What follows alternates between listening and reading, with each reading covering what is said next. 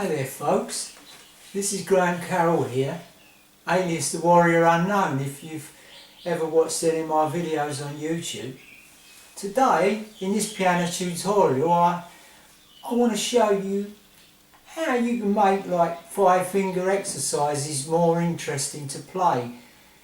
And okay, everybody knows about them, there's loads of books with hundreds of different patterns you can play. But sometimes you can get a bit bored of it.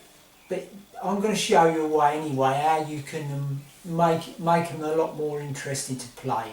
So we'll zoom in and get a close up on my hands, and I'll explain everything as we go along through the tutorial. Okay, folks. Hi there, folks. I'm sitting at the piano now, so I'll just show you what we're going to do. There's middle C, that's my right hand. There's middle C, a C an octave below, I should say. The pattern you going to be playing is just going to be going, starting on G, just going G, F, E, D, C, D, E, F. So that pattern repeats 2 times. So it comes until you come back to F again there. Then you'll move to the next position where you'll be going A, G, F, E, D, E, F, G, like that. It's the same pattern going all the way up the scale until you get to C, like that. That's your right hand, and then you're going to have some chords in your left hand just playing root position C for the first 4 beats, so C, E, G. Then second bar you're going to be playing F in second inversion, F major triad, C, F, A, like that. Then you drop back to the C in root position again for your 3rd bar. And then on the 4th bar of 4 beats you're going to go down to first inversion G, so that's B, D and G. And these shapes that I just played there,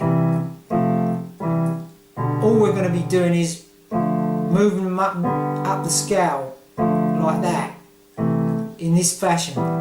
And if you've watched any of my earlier videos on triad skills, you'll know how to do that. But basically, you know, the first one is 1, 4, 1, 5, so 1, 4, 1, 5 on the notes of the scale, and then obviously second one will be 2, 5, 2, 6, like that.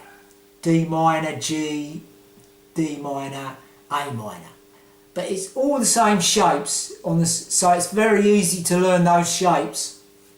And then you play this 5-finger exercise. When you get right up here to C, once you've reached C and you've finished it again, on the way back down, when you turn round, all you do is reverse the 5-finger pattern. So you'll be going C, D, E, F, G, F, E, D, and you can see what fingers I'm using there. It's all your fingers over every note, you know, like thumb.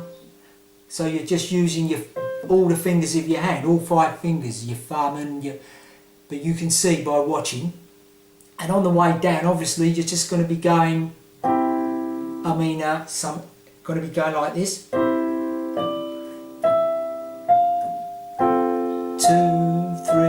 4, 1, 2, 3, 4, la, la. And then you'll be dropping down to the next position below, starting on a B diminished triad. But what I'll do, I'll set the metronome to 100 and I'll play all the way through this exercise, and that's what you've got to aim for when you practice it. But if you can't keep up, or you're not aware of all the positions, learn each position, practice each position on the scale separately, and start at a slower tempo, like say 40 beats per minute on your metronome, until you get it automatic. So here we go. I'm going to play through it anyway so you know what it sounds like.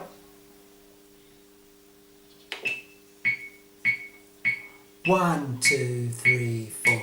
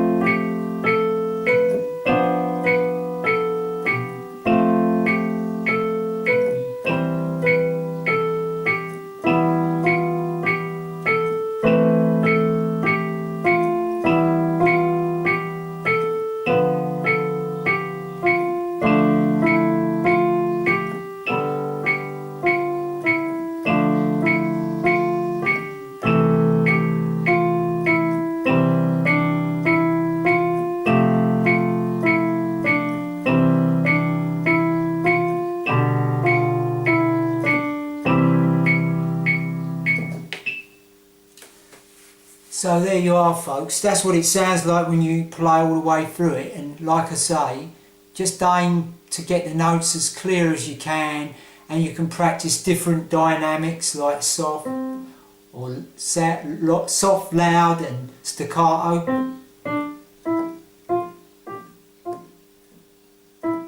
Like so, you know, like that.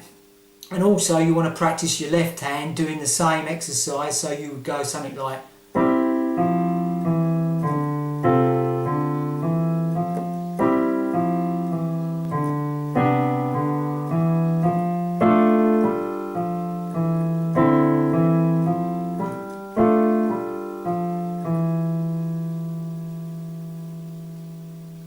do that again, so that would be going something like, sorry there folks, I made a little mistake there, it should have gone da da dee da da da da da.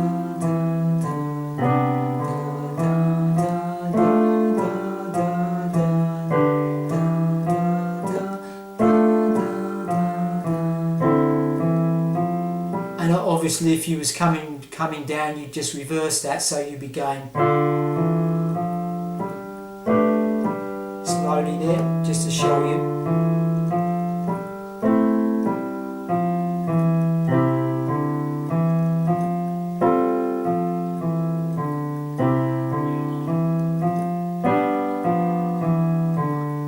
So you would do it like that, exactly the same way as you would with your right hand, except you just reverse everything and put your chords in the right hand and the 5-finger exercise in your left hand. Now, hopefully, what you should do, you should obviously go into other keys, you know, like D flat, go all the way up, you know, D major, like, you know what I mean? Like that, go through all the keys, practicing like that, and that will help you to play a lot more smoothly. And you don't want to make it too difficult. Keep it simple like that and get really, really good at it. As many tempos as you can, from slow to fast, loud, soft, whatever, and go through all keys, major and minor. And if you can do that, believe me, if you can do just this one thing all over the piano, you'll be really, really fluent no matter what you have to play. So I hope this video's been of some help to you, and you know, if you've got any comments, leave them in the comments below.